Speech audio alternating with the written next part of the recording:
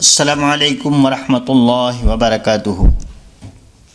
الحمد للہ وکفیٰ وسلام علی عبادہ الذین اصطفیٰ، اما بعد فاعوذ باللہ من الشیطان الرجیم، بسم اللہ الرحمن الرحیم۔ یا ایہا الذین آمنوا کتب علیکم الصیام کما کتب علی الذین من قبلکم لعلکم تتقون، صدق اللہ العظیم۔ حضرات سامعین کرام، برکت، رحمت اور اللہ تبارک و تعالیٰ کی خاص عنایتوں کا مہینہ رمضان مبارک ہمارے سر پر سایہ فگن ہے۔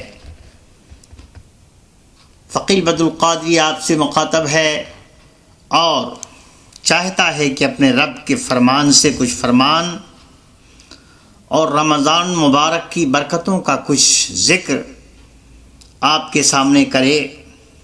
آج کی نشست میں ارادہ یہ کیا جا رہا ہے کہ قرآن مقدس میں وہ کون کون سی آیات ہیں کہ جن میں ذکر ہے رمضان المبارک کا، اس پیارے مہینے کا، اور اللہ تبارک و تعالیٰ کے خاص فرمان کا آپ کے سامنے تذکرہ کرنے کے لیے فقیر حاضر ہے۔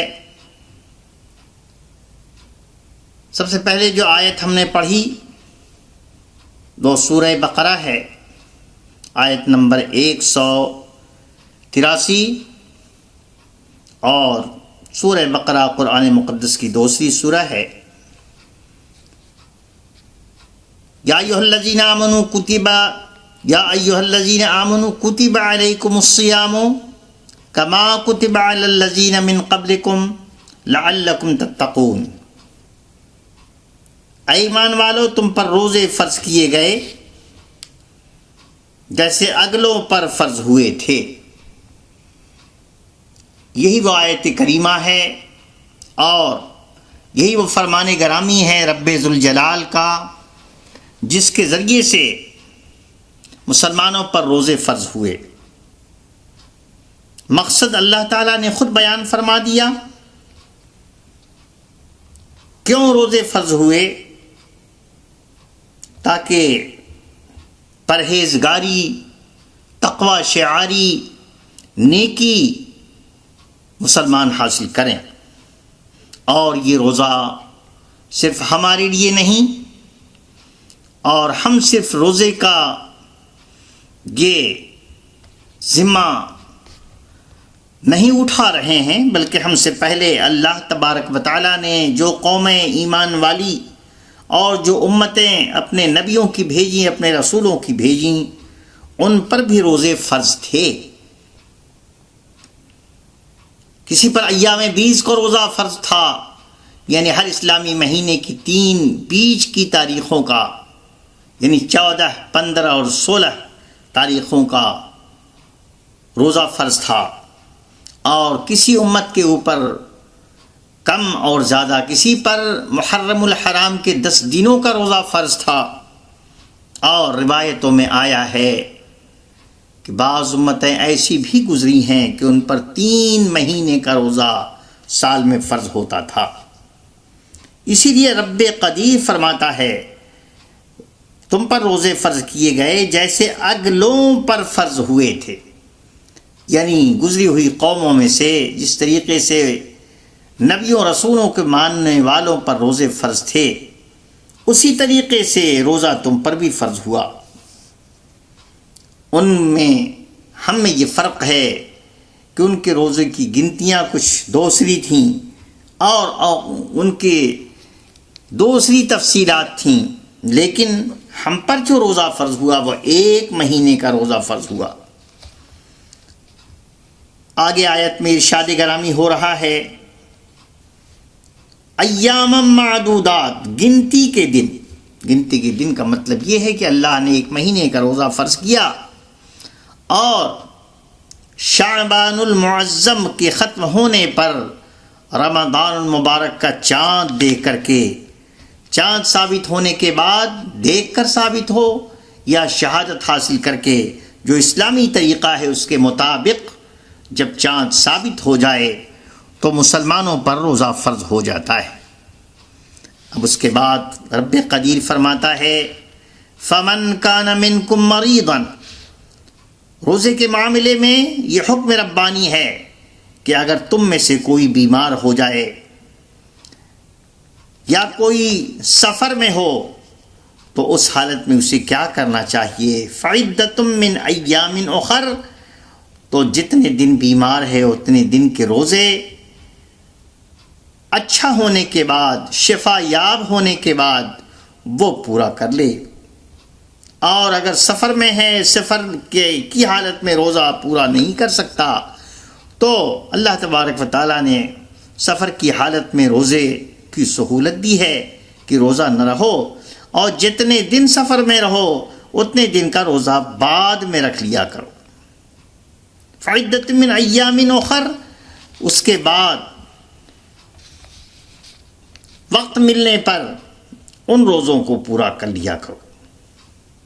فعلی الذین یطیقونہ فدیۃ طعام مسکین فمن تطوع خیرا فہو خیر لہ۔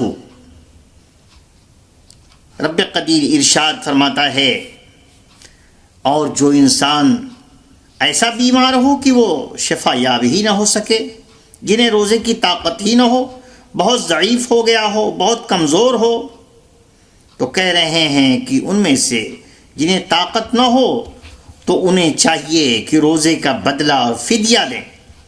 روزے کا فدیہ یہ ہے کہ ایک مسکین کا کھانا، اس کے بعد جو اپنی طرف سے نیکی زیادہ کرے، یعنی ایک مسکین کا کھانا دینا تو لازمی ہے، اگر کچھ زیادہ انسان فدیہ دے دے تو وہ اس کے لیے بہتر ہے۔ اور پھر رب تبارک و تعالیٰ نے روزے کی اہمیت کو جتایا اور ارشاد فرمایا فَوَ خَيْرٌ لَهُ وَأَن تَصُومُوا خَيْرٌ لَكُمْ، اور کوشش کرو کہ اگر تم روزہ ہی رکھ سکو تو سبحان اللہ روزہ رکھنا تمہارے لیے زیادہ بھلا ہے۔ ان کنتم تعلمون، اگر تم جانو، اس کی اہمیت کو اگر تم سمجھو تو روزہ رہنا یہ تمہارے لیے افضل ہے، اعلیٰ ہے، بہتر ہے۔ اللہ اکبر۔ رمضان کا مہینہ، رمضان المبارک کا مہینہ، اب اس کی اہمیتوں میں سے ایک اہم بات یہ بھی ہے شہر رمضان الذی انزل فیہ القرآن، رمضان کا مہینہ جس میں قرآن اترا، اس مہینے کو یہ بھی سعادت حاصل ہے۔ یہ رب تبارک و تعالیٰ کا قرآن اسی ماہ مبارک میں نازل ہوا۔ قرآن کی صفت اور اس کی خوبی بیان کی جا رہی ہے، لوگوں کے لیے ہدایت۔ یہ قرآن کیا ہے؟ ھدی للناس، لوگوں کے لیے ہدایت، وبینات من الہدی، اور رہنمائی، اللہ اکبر، والفرقان۔ تو یہ روزے کی اہمیت ہے، اور روزے کی فضیلت یہ ہے کہ اس ماہ مبارک میں قرآن نازل ہوا، وہ قرآن جو ہدایت اور رہنمائی اور فیصلے کا ضامن ہے، فیصلہ کن ہے، اور جس میں رب تبارک و تعالیٰ نے روشن نشانیاں اتاری ہیں۔ اللہ تبارک و تعالیٰ آگے ارشاد فرماتا ہے فمن شاہد منکم، جو کوئی یہ مہینہ پائے، یعنی جس کی زندگی میں یہ مہینہ آئے، فلیصمہ، فمن شہد منکم الشہر فلیصمہ، یہ ماہ مبارک جسے میسر آئے، جس کی زندگی میں اس ماہ مبارک کا طلوع ہو، جو اس ماہ مبارک کی ساعتیں اپنی زندگی میں پائے تو اسے چاہیے کہ روزہ رکھے۔ من کان مریضا او علی سفر، اور جو بیمار یا سفر میں ہو،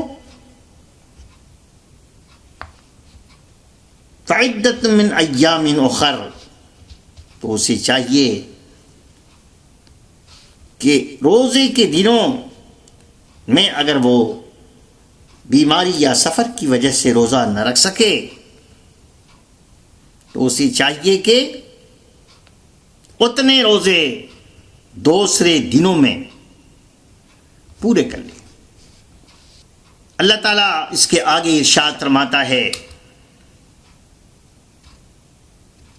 یرید اللہ بکم اليسر ولا یرید بکم العسر۔ اللہ تبارک و تعالی تم پر آسانی چاہتا ہے اور اللہ تعالیٰ تم پر دشواری نہیں ڈالنا چاہتا۔ یعنی سفر کی حالت میں انسان کو کبھی دقتیں دشواریاں آتی ہیں، بیماری میں بھی انسان کبھی روزہ نہیں رکھ پاتا، تو اللہ تبارک و تعالیٰ تم پر کوئی بوجھ نہیں ڈالنا چاہتا، کوئی وزن نہیں ڈالنا چاہتا، کوئی ایسا عمل وہ تمہارے لیے لازم نہیں کر رہا ہے جو کہ تمہیں مصیبت میں ڈال دے، پریشانی میں ڈال دے اور تم اسے اٹھا ہی نہ سکو۔ اللہ تعالیٰ تم پر دشواری نہیں چاہتا بلکہ وہ آسانی چاہتا ہے۔ اب اس کے بعد پروردگار عالم فرماتا ہے وَلَا يُرِيدُ بِكُمُ الْعُسْرَ۔ اللہ تبارک و تعالی تم پر بہت زیادہ سختی نہیں چاہتا، دشواری نہیں ڈالنا چاہتا۔ وَلِتُكْمِلُوا الْعِدَّةَ۔ اللہ تبارک و تعالی چاہتا ہے تم آسانی کے ساتھ روزے پورے کرو اور روزے کی گنتی کو بالکل پوری طریقے سے گن لو، شمار کر لو، اچھی طریقے سے روزہ رہو، اور اس حالت میں اللہ کی تکبیر، اللہ کی بڑائی اپنی زبان سے بولتے رہو، اس کی تکبیر کی آواز زبان سے ادا کرتے رہو۔ اس پر کس چیز پر اللہ کی تکبیر کرو؟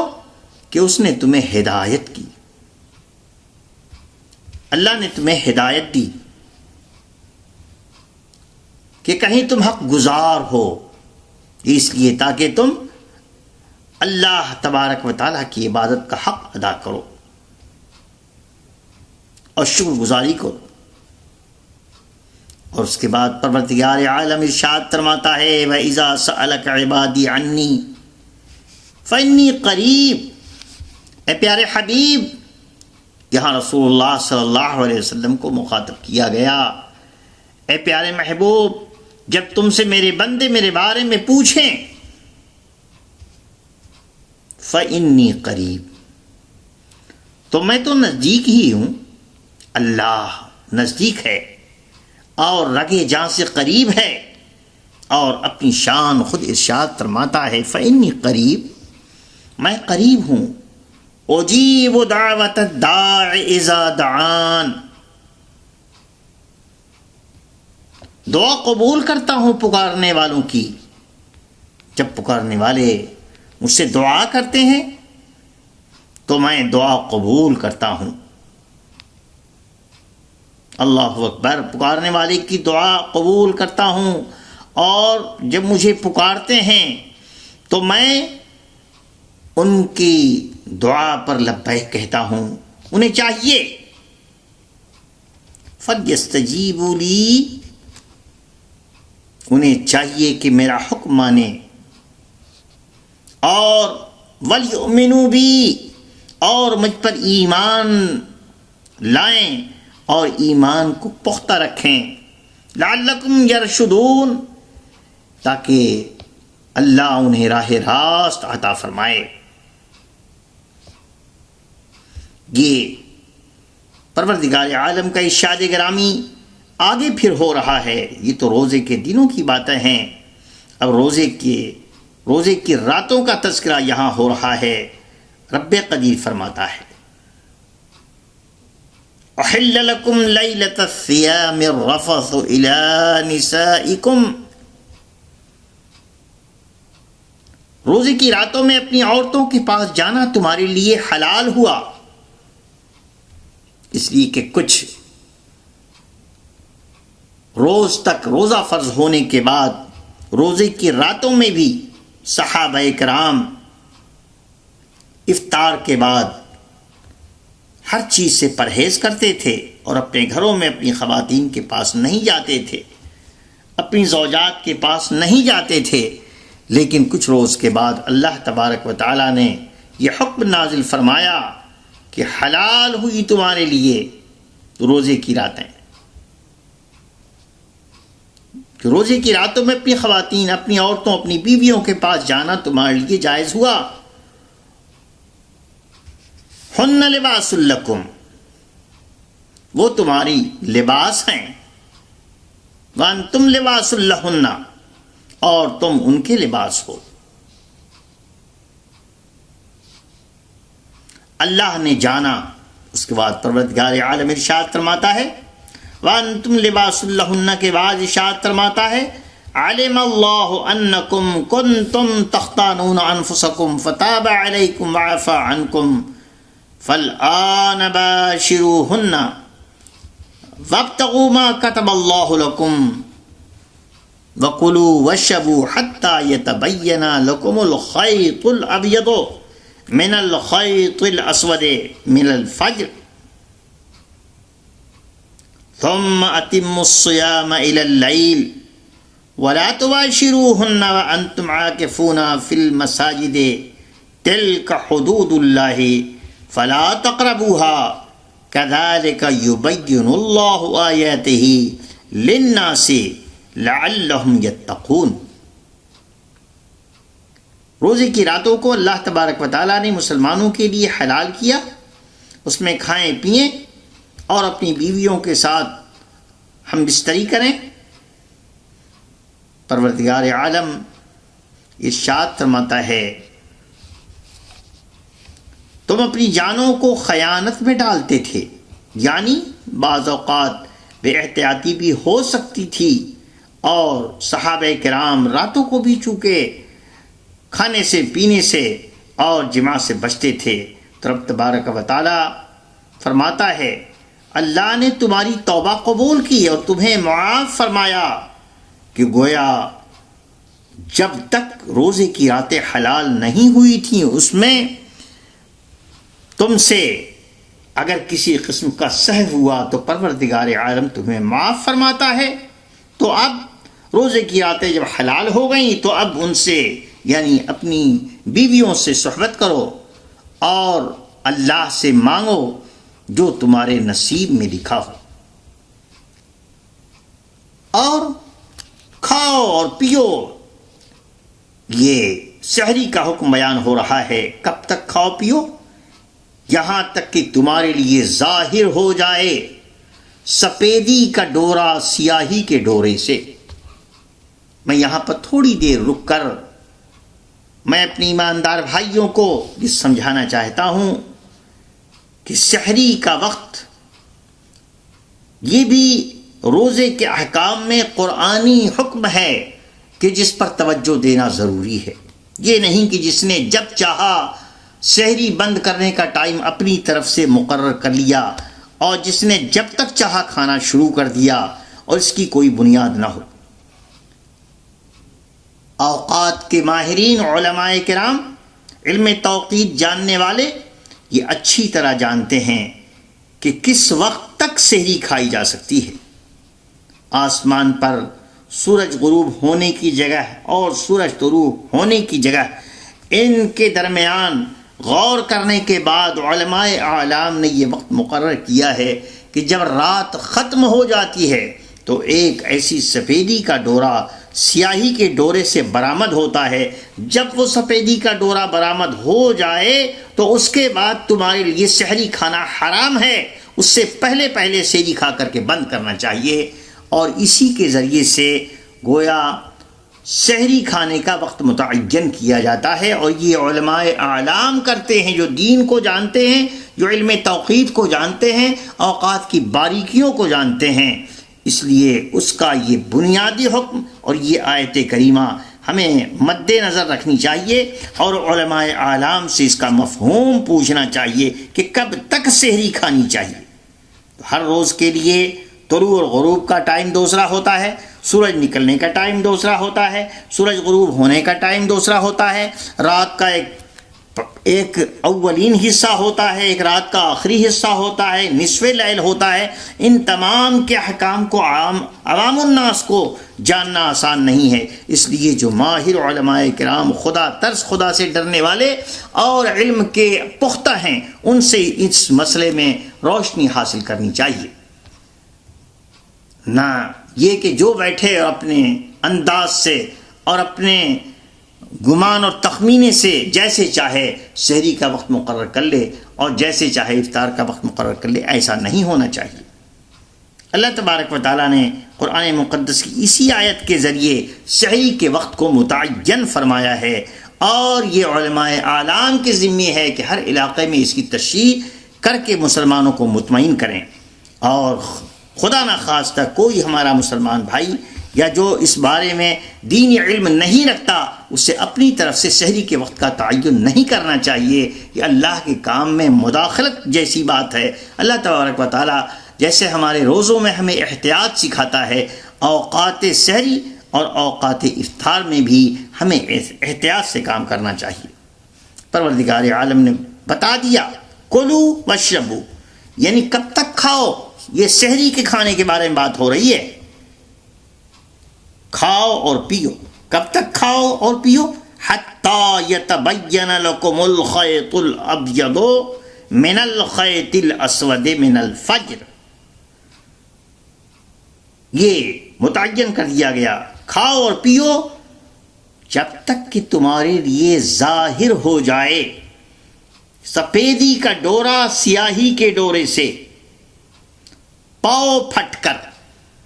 پاؤ پھٹنے سے پہلے ہمیں سحری کھانا ہے، اور جب پاؤ پھٹ گئی اور سفیدی ظاہر ہو گئی آسمان کے اوپر تو اس سے پہلے ہمیں سحری کھا کے ختم کر لینا چاہیے.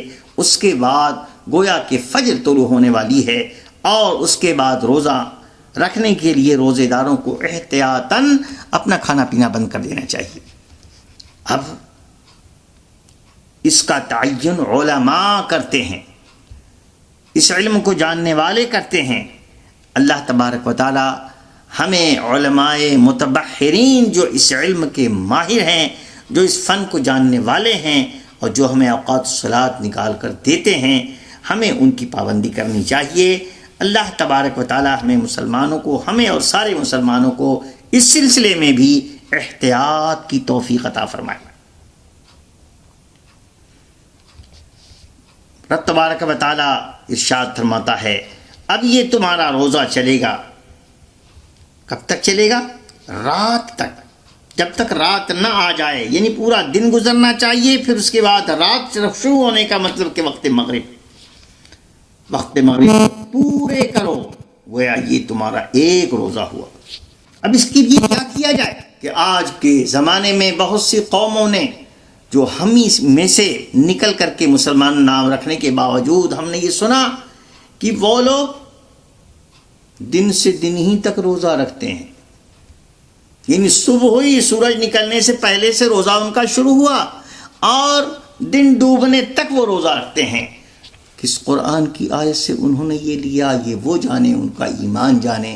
لیکن ہم جو بات بیان کر رہے ہیں یہ قرآنی ہے، حدیث مصطفیٰ سے ثابت ہے، دین اور شریعت سے ثابت ہے، اور مسلمان اہل سنت و جماعت گویا اس کا پابند ہے.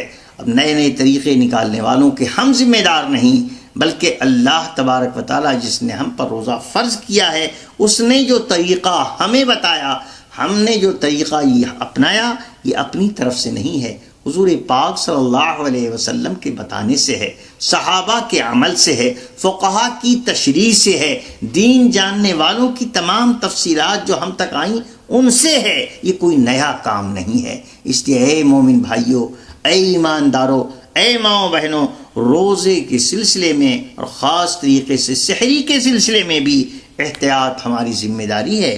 اللہ تبارک و تعالی ہمیں صحیح طریقے سے وقت متعین تک سحری کھانا اور اس کے بعد اس کی پابندی کرنا اور وقت کا پورا لحاظ کر کے اللہ کی عبادت کی طرف قدم آگے بڑھانا، یہ ہمارے لیے باعث برکت ہوگا. اللہ تبارک و تعالیٰ نے یہ روزے کے احکام بیان فرمائے. اور یہ ارشاد فرماتا ہے ثم اتموا الصیام، اس طریقے سے جب تم نے سحری کھا لی تو اب تم اپنے روزے کو پورا کرو رات آنے تک، یعنی مغرب کی اذان ہونے تک۔ وَلَا تُبَاشِرُوهُنَّ وَأَنْتُمْ عَاكِفُونَ، اب یہاں سے اعتکاف کا حکم بیان ہو رہا ہے۔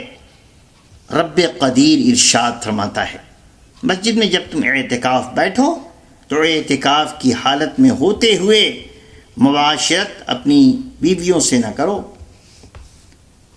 اور یہ سارے احکام بیان فرمانے کے بعد رب قدیر کا یہ پرجلال بیان اور اس کا حکم آپ اور ہم ملاحظہ کریں۔ اللہ اس کا خوف اور اس کی اہمیت ہمیں سمجھنے کی توفیق عطا فرمائے۔ اللہ تعالیٰ فرما رہا ہے تلک حدود اللہ، یہ اللہ کی حدیں، جیسے ملکوں کے بارڈر ہوتے ہیں ویسے اللہ کے حکموں کے بھی بارڈر ہوتے ہیں۔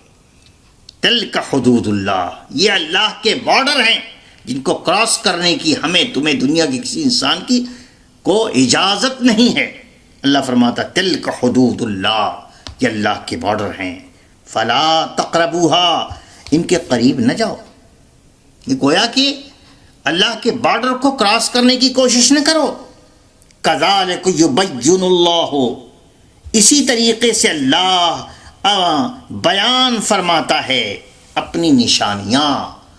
یہ اللہ اپنی نشانیاں اس طرح کھول کھول کے بیان فرماتا ہے للناس، لوگوں کی اللہ اپنی نشانیاں اسی طرح کھول کھول کے بیان فرماتا ہے لعلکم یتقون، لوگوں سے اپنی نشانیاں کھول کھول کر بیان کرتا ہے کہ کہیں تاکہ وہ پرہیزگاری حاصل کریں، انہیں پرہیزگاری ملے، انہیں تقوی ملے، انہیں اللہ کا خوف حاصل ہو، وہ اللہ کے جلال سے ڈریں، اللہ کے حکم سے ڈریں، اللہ کے فرمان سے ڈریں، اور اللہ نے جس طریقے سے روزہ رکھنے کے لیے کہا ویسے روزہ رکھیں تاکہ ان کے دلوں میں، یعنی ہمارے مسلمانوں کے دلوں میں اللہ تبارک و تعالیٰ اپنا خوف ڈال دے، اپنے دین کے احکام کا خوف ڈال دے۔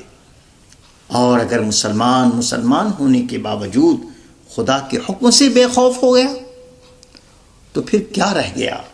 اگر اللہ کے حکم سے بے خوف ہو گیا، اللہ کی نشانیاں سننے کے باوجود، قرآن مقدس کے ذریعے اللہ کی نشانیوں کا تذکرہ ظاہر کیے جانے کے باوجود مومن روزے دار کے دل میں اگر اللہ کا خوف نہ آیا، اللہ کا تقوی نہ آیا، تو روزے سے کیا حاصل ہوا؟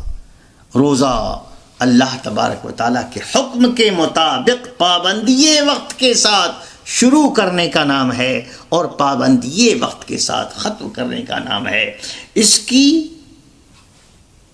تفصیل اور اس کا معاملہ رمضان المبارک کے مہینے کے آغاز سے بھی ہے، اور جس طریقے سے مصطفیٰ جان رحمت کا فرمان گرامی ہے کہ روزہ شروع کرو چاند دیکھ کر اور روزہ بند کرو، یعنی ماہ مبارک کو بند کرو، عید کرو، کس طریقے سے؟ جب نئے مہینے کا چاند دیکھ لو۔